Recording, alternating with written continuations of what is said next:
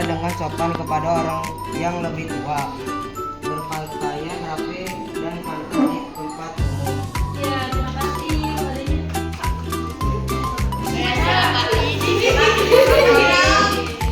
Aku jelasin dulu yaitu norma kesopanan. Apa sih kesopanan? Nah, norma yang kesopanan itu berasal dari adat istiadat.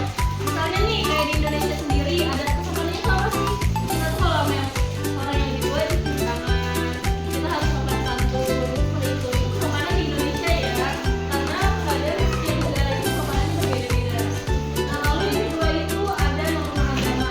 Norma agama atau aturan hidup yang berasal dari ajaran Tuhan. Mas sendiri itu agama Islam ya.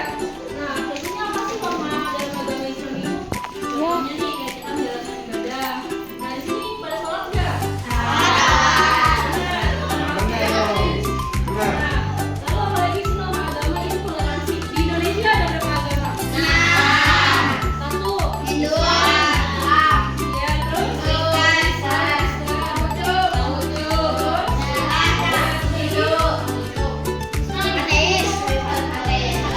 Nah, walaupun agama di Indonesia itu ada banyak dan berbeda-beda, tapi harus kita hargain. Kita tuh nggak boleh saling kayak, ih dia Kristennya sendiri beda, harus kita bedain dia nggak boleh ya. Kita harus sama pas semua. Lalu yang ketiga itu ada norma kesusilaan. Ya, kan dibaca dulu. Oke, ada yang udah tahu norma kesusilaan nggak?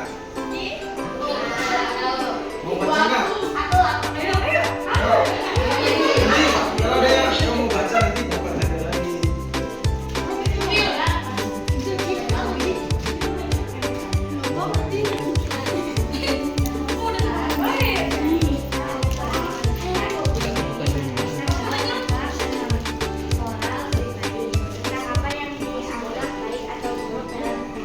Bertindak, contoh bersikap jujur dalam segala hal, menolong orang yang membutuhkan, tidak berbuat curang atau menyakiti orang lain.